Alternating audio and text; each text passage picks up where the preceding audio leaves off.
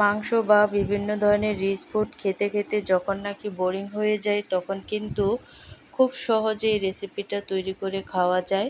Hi guys, আসসালামু আলাইকুম, welcome back to my channel.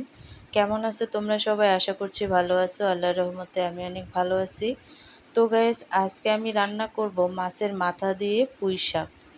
তো পুঁই শাক নিয়ে নিছি এখানে, আর এই পুঁই শাকগুলোকে আমি ভালোভাবে শাকগুলোকে ডাঁটা থেকে ছাড়িয়ে নেব। আর ছাড়িয়ে নেওয়ার পরে ছোট ছোট কুচি কুচি করে তারপরে কিন্তু ডাঁটা সহকারে এই শাকগুলোকে কেটে নিছি। আর এই শাকগুলোকে কেটে নেওয়ার পরে কিন্তু আমি ভালোভাবে ধুয়ে নেব। তো ভিডিওটি ফার্স্ট থেকে লাস্ট পর্যন্ত দেখতে থাকো, আশা করছি ভালো লাগবে। আর ভালো লাগলে প্লিজ একটি লাইক আর একটি সাবস্ক্রাইব করে পাশে থাকবে। তো এখানে আমি পুঁই শাকগুলোকে ভালোভাবে ধুয়ে নেব। দেশি রান্নার ওপরে কিছু আছে, দেশি রেসিপি দিয়ে ভাত খেতে ভালোবাসি আমরা, তাই কিন্তু দেশি রেসিপিটাই তৈরি করে থাকি। আর মাছে ভাতে বাঙালি যেহেতু আমরা, শাক এবং মাছ এটা তো থাকবেই। তো শাকগুলো ভালোভাবে ধুয়ে নেওয়ার পরে কিন্তু এখানে আমি নিয়ে নিছি মাছের মাথা। বড় মাছের মাথাটাকে ভালোভাবে ছোট ছোট টুকরো করে তারপরে কিন্তু নিয়ে নিছি। আর এখানে একটা হাঁড়িতে দিয়ে দিছি তেল আর হচ্ছে পেঁয়াজ। পেঁয়াজটাকে সফট করে ভেজে নেওয়ার পরে কিন্তু দিয়ে দিছি আদা রসুনের পেস্ট। আর আদা রসুনের পেস্টটা ভেজে নেওয়ার পরে দিয়ে দিছি মশলা কষানোর জন্য পানি। আর এখানে আমি সম্পূর্ণ মশলাটা অ্যাড করে দিছি স্বাদ মতো লবণ দিয়ে। তারপরে কিন্তু মশলাটাকে ভাজা ভাজা করে আমি ভেজে নেব। তো দেখো, মশলাটা কিন্তু একেবারেই ভাজা ভাজা করে ভেজে নিছি। এই পর্যায়ে এসে এখানে আমি অ্যাড করে দেব মাছের মাথাগুলো। আর মাছের মাথাগুলো দেওয়ার পরে কিন্তু ভালোভাবে কষিয়ে নিতে হবে। আর মাছের মাথাগুলোকে অনবরত নেড়ে চেড়ে দেখবে যে এক সময় ভালোভাবে কষানো হয়ে গেছে। তো দেখো, আমি কিন্তু মাছের মাথাগুলোকে অনবরত নেড়ে চেড়ে তারপরে কিন্তু একেবারেই কষিয়ে নিছি। আর দেখতেই পাচ্ছ মাছের মাথাগুলো কিন্তু একেবারেই ভাজা ভাজা হয়ে গেছে।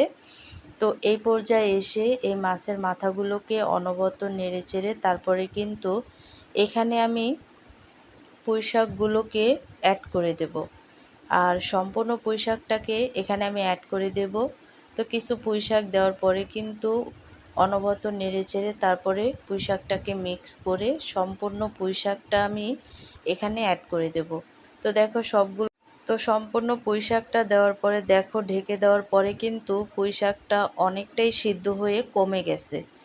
তো আমি একটু উল্টিয়ে পাল্টিয়ে দেব যাতে পুঁই শাকটা আরেকটু সেদ্ধ হয়ে যায়।